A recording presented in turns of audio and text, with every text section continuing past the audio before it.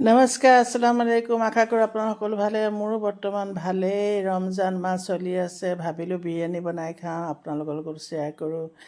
এয়া মই পিঁয়াজখিনি কাটি ভাল ধৰণে ধুই এয়া চাওকচোন, ফ্ৰাই পেনত তেল দি ধুনীয়াকৈ ভাজি এনেকৈ ৰঙচুৱা কৰি ল'লোঁ।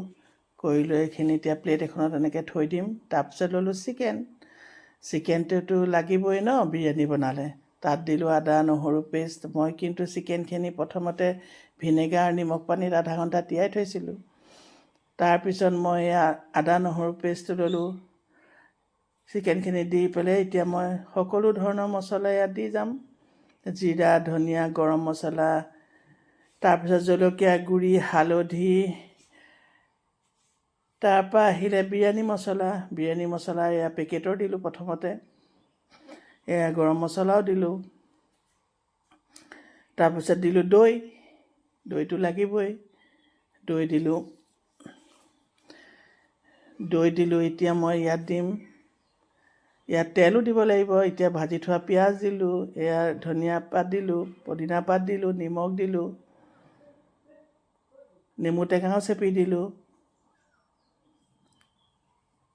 এয়া ভাল ধৰণে হাতেৰে সানি এতিয়া মই ইয়াৰ ওপৰত অকণমান ৰিফাইন দি থৈ দিম। এয়া চাওকচোন, দি পেলাই ভাল ধৰণে মিলাই ল'লোঁ। দি এয়া মছলা মই অনলাইন আনিছিলোঁ, বিৰিয়ানী মছলা। আপোনালোকেও আনি খাব পাৰে, ভাল মছলা, চেণ্টটো বহুত আছে। ইয়াত অকণমান ভাজি ডেৰডেৰাকৈ পিচি ল'লোঁ। পিচি অকণমান এতিয়া ইয়াত দি দিছোঁ। তাৰপৰা এয়া চাউল, বাচমতি চাউল, ইণ্ডিয়া গেট বাচমতি চাউল। ইয়াক ভাল ধৰণে ভিজাই ল'ব। এতিয়া ভিজাই লৈ এয়া পানী পাতি দিলোঁ চচপেনত। তাত দিলোঁ তেজপাত, খাৰা মছলা, মানে ড্ৰাই মছলা, যেনেকৈ ইলাচি, লং, সকলো ধৰণৰ মছলা, নিমখ দিলোঁ। এতিয়া নেমু চেপি দিছোঁ।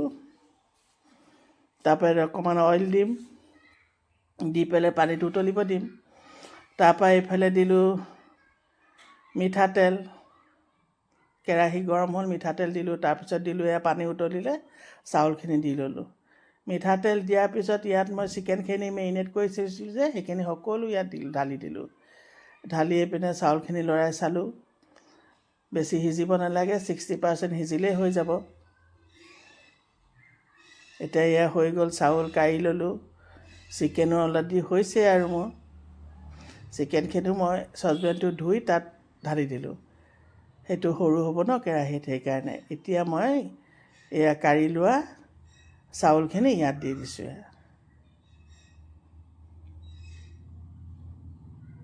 দি পেলাই মই ইয়াত পিঁয়াজ ভাজি থৈছিলোঁ যে, তাৰ আধা থৈ দিছিলোঁ।